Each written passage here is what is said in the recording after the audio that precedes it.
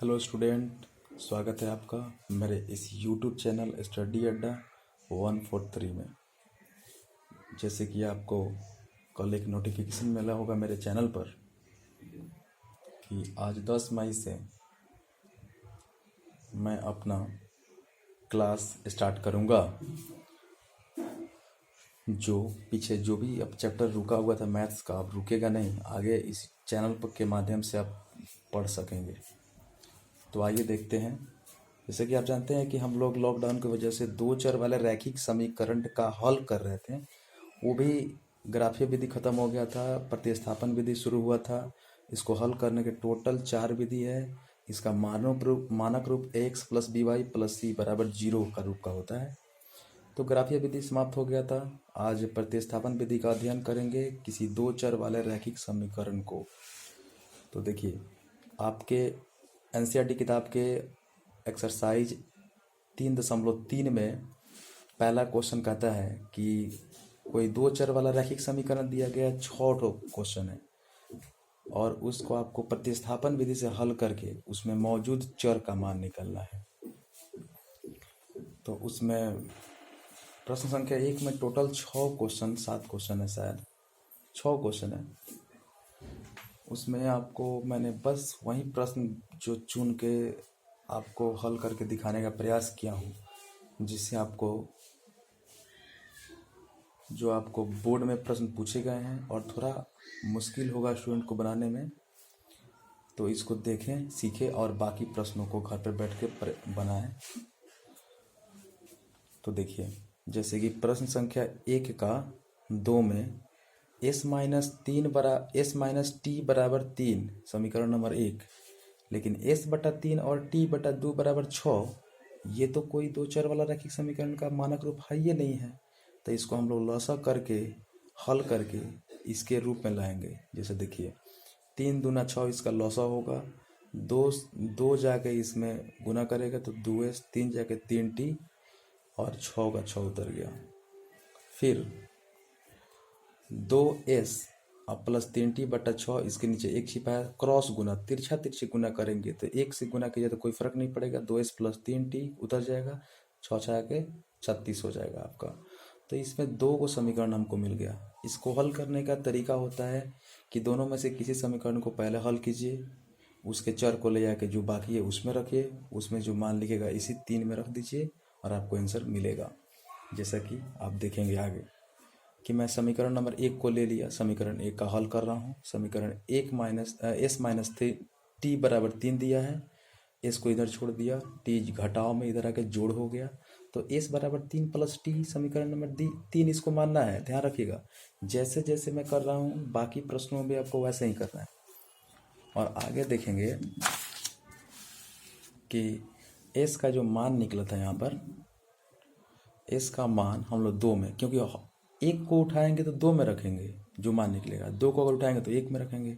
तो एस का मान तो हम लोगों ने 1 से निकाला, इसलिए एस का मान 2 में रखने पर, तो समीकरण 2 क्या है, 2s प्लस 3t बराबर 36। तो 2 का 2 उतर दिए और एस का मान तो 3 प्लस टी था, देखिएगा ध्यान से पीछे, तो और 3t तो 3t ऐसे ही उतर गया, बीच में प्लस का प्लस उतर गया, 36 का 36 उतर गया। अब इसको आप हल कीजिए। आप जानते हैं कि कोष्ट का मतलब गुना होता है, तो 3 दूना 6 और 2 जाकर टी में गुना होगा तो 2t होगा। फिर प्लस 3t उस तरह लिख देंगे, और 3t और 2t मिलके कितना, 5t, 6 जोड़ इधर आएगा, घटाव हो जाएगा, तो फिर कितना होगा 30, 5 गुना में इधर आएगा, भाग करेगा तो काटने पर 6, यानी t का मान आ गया 6। पहला चर का मान निकल गया। अब जो ये चर का मान निकला है, इसी को ले जाकर जो समीकरण 3 हम लोग बनाए थे उसमें रख दीजिए। तो t का मान समीकरण 3 में रखने पर समीकरण 3 क्या कहता है, s बराबर 3 प्लस t है, तो s बराबर क्या होगा, 3 का 3 और t का मान ऊपर से 6 लेंगे तो 6 3 9 आपका दूसरा चर का मान हो गया। और तो आप बोल सकते हैं s का मान 9 है जो यहाँ से ले लिया, t का मान ऊपर से 6, यही आपका आंसर हो गया। फिर इसमें का प्रश्न संख्या मैंने 4 लिया है। ये बोर्ड में कम से कम 2 या 3 बार प्रश्न पूछा गया है, तो आप ध्यानपूर्वक देखें अगले प्रश्न को। ये दशमलव में है, लड़के थोड़ा देख के घबरा जाते हैं, लेकिन फिर भी मैं आपको आसान तरीके से हल करूँगा।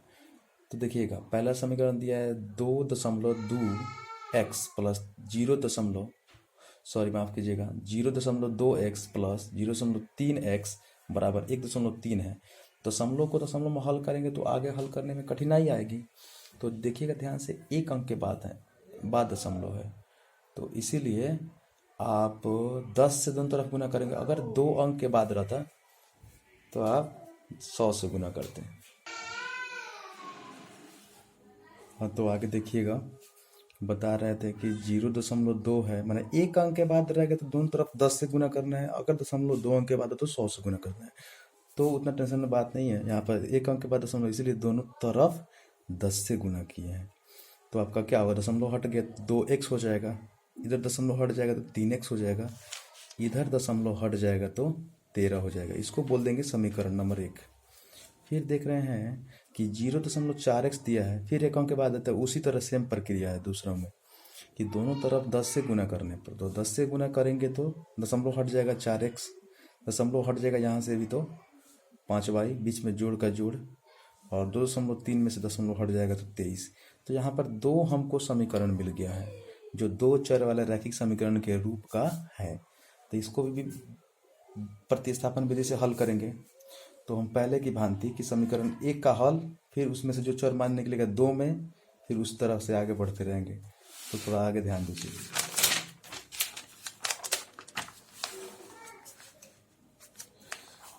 समीकरण 1 का हल, तो 1 क्या था हमारा, 2x प्लस 3y बराबर 13। तो 2x बराबर कितना, 13 माइनस 3y, क्योंकि जोड़ घटाव में आ गया, 2 गुना में इधर आके भाग, तो x बराबर 13 माइनस 3y तो लिखेंगे, लेकिन बटा में लिखेंगे 2। इसको बोलेंगे समीकरण नंबर 3। आगे देखिए, x का जो मान निकला है, तो ये मान कहाँ से आया है, ये 1 से हल करने पर आया। तो इसको ले जाकर हम लोग x का मान कहाँ रखेंगे, 2 में। तो इसलिए लिखे x का मान समीकरण 2 में रखने पर। तो समीकरण 2 क्या है, 4x प्लस 5y बराबर 23।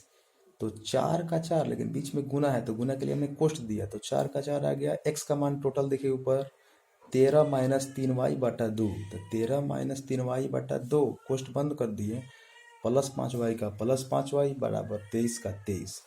फिर देखिए आगे, ये 2 से हम लोग काटे हैं तो 2 बार में कट गया, और 2 जाके इसमें गुना करेगा, क्योंकि कोष्ट का मतलब गुना होता है। तो 13 दूना 26, फिर 3 दूना 6y प्लस 5y का 5y बराबर 23। फिर देखिए आगे, माइनस 6y में से 5y खत्म हो गया, तो माइनस 1 ही y तो बचा, और 26 इधर जोड़ इधर आके घटाव हो गया, तो माइनस 26 में से प्लस 23 गया तो माइनस 3, माइनस से माइनस कट गया, और y बराबर 3 आपका आंसर। फिर दूसरा चर का मान निकालने के लिए इस y का मान ले जाकर बताए थे हमेशा की भांति आपको 3 में रखना है।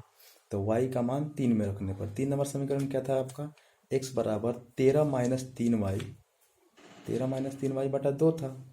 तो आप x का x उतार देंगे, 13 का 13 माइनस 3, और गुन्ना y लिखेंगे, गुन्ना y की जगह पर 3, तो 3 3 9, 13 में से 9 गया तो 4, और बटा 2 का 2, तो 2 से काटेंगे तो आपका 2, यानी कि आपका x का मान क्या आ गया, 2 आ गया, और y का मान 3। ये दोनों आपका एक ये और एक को एक था ये वाला, दोनों आंसर हो गया।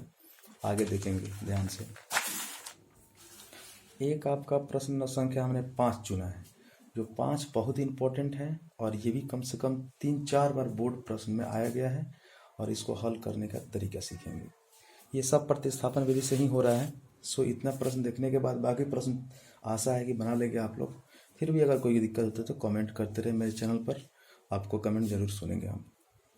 तो देखिए प्रश्न संख्या 5 क्या कहता है, √2x प्लस √3y बराबर 0, समीकरण नंबर 1। √3x माइनस √8y बराबर 0, समीकरण नंबर 2। तो हम लोग ये दोनों समीकरण में से किसी एक को उठा के उसको हल करेंगे। तो मैंने एक उठा लिया, समीकरण 1 का हल, √2x प्लस √3y बराबर 0, √2x जोड़ा के घटाओ माइनस √3y। अब देखिए √2 गुना में इधर आके भाग करेगा, तो माइनस √3/√2y, समीकरण नंबर 3 हो गया। तो जैसा कि आप देख रहे हैं कि समीकरण 1 को हल करने के बाद हमको x का मान क्या मिला, माइनस √3/2y, तो इसको 3 बोल दिए।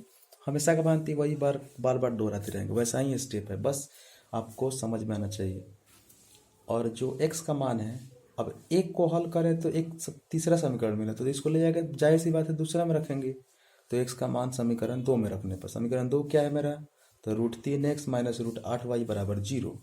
तो इसका √3 का √3 इसे गुना छिपा है तो कोष्ट देंगे, माइनस x का मान माइनस √3 बाई √2y, तो माइनस √3 बाई √2y, और माइनस का माइनस 8y का 8y बराबर 0।